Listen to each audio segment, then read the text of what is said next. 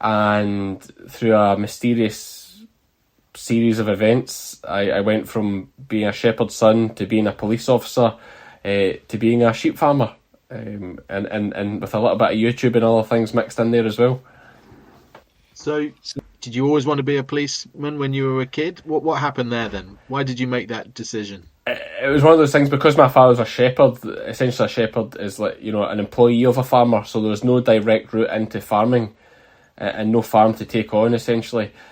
So he kind of steered me down the route of, you should maybe go to university or get a trade or something like that. And I came to the end of my school time, and I could have went potentially actuarial maths, I think was the course I had applied for and been accepted on. But when I worked out, the amount of debt I would have, and I'd have to go and work in the city, and it wasn't really for me.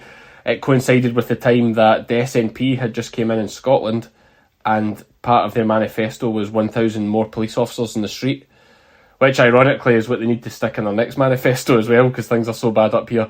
But the adverts were everywhere, radio, TV, like the old school war posters of "Your country needs you." It was that kind of marketing, and it just caught my eye one day. What, your country needs you? Yeah, it was that. Those old school posters with the finger pointing.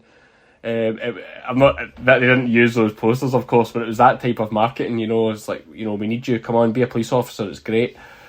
And yeah, I'd never planned to be a police officer, and within about 3 months of seeing one of these adverts, I was accepted into the training college, just like that.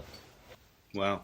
And the irony of, Alex Salmond pointing to you saying, come and be a policeman, when ultimately that was his downfall. Yeah, that's right. It was Alex Salmond back in those days.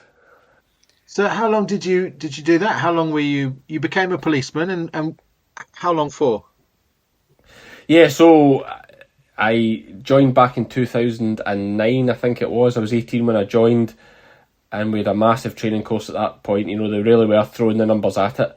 And I went on from there to work in Glasgow. I did 8 years in uniform in Glasgow, and then I did a further 4 years as part of CID in Glasgow as well. So yeah, right at the coalface, you might say. It was an eye opener, like a shepherd's son from Ayrshire going up to the big smoke and seeing how the world really is was a frightening experience for sure. How long did it take you to sort of adjust to it and it become sort of normal?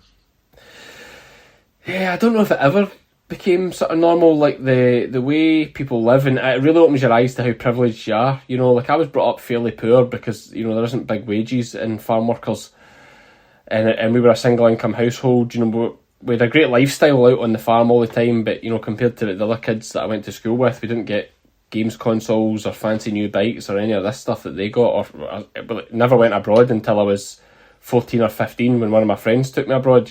My dad never had a passport his entire life, never left the UK his entire life. So very, very old school, kind of poorer upbringing. But once you start going into these high-rise flats in Glasgow, you see what poor really is, and how privileged we are to have all this open space on the farm, fresh air. You learn about hard work, and you're working with your father all the time. To the way these people are living, a lot of single parent households, getting by on benefits, and people give folk on benefits a hard time, but like it's not some cushy life on benefits. It's pretty hard going, and you really, it opened your eyes to that, to see how lucky we were to be where we were in farming. When did you change to farming, and how did you get into getting a farm? How did that all happen? Yeah, so police was great. I joined at a great time. When I started my team in the community policing teams in Glasgow City Centre, there was 33 cops on the shift. It was a well-staffed shift. I spent a year and a half riding about on a mountain bike in the city centre of Glasgow, like just targeting problem areas, doing the things I wanted to do. You had time to do those things back then. Now, when I left the police 3 years ago, that same shift had about 8 cops on it. So it went from 33 to 8.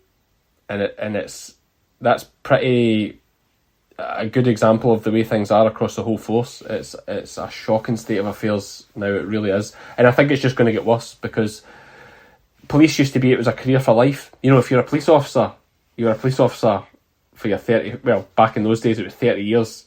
Nobody left being a police officer, that was them until they retired. They got their great pension, and they were always a police officer, always a shot back and sides, 6 foot tall. That's you for life. And they started changing things. When I joined, it was 35 years for your pension. Still great. I was 18 years old. I'd retired at 53 with a good pension. Then they changed it again after I'd joined. And after I'd signed up to this pension plan, that you'd have to work to your 60. So I would essentially do 42 years service. Which actually, you know, by the time I'm 60, will still be a bloody great deal, because, hey, you might not even get a state pension by then. You know, we might be up to 75 to retire. But I just thought, you know, the chances are they're probably going to move these goalposts again, and things were getting a bit ridiculous with paperwork, with the things police were expected to do, and I just thought, you know, from maybe 5 or 6 years in, I was starting to think I'll need to, at some point I'm going to do something different.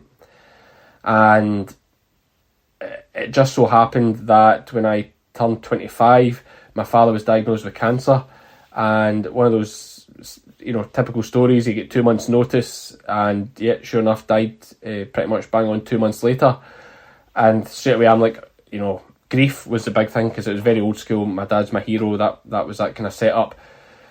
So I was like, how am I going to work with sheep now? And I kind of went into I mean, it was, looking back, it absolutely was grief and a way of coping, but I just went and bought some sheep and put them in my mum's garden. Four sheep I bought, and worked away with them. And then I got a little bit of ground, and I got 40 sheep, and I got a bit more ground and a bit more ground, to the point where, you know, we've 1,200 sheep running now over about 1,000 acres across Ayrshire.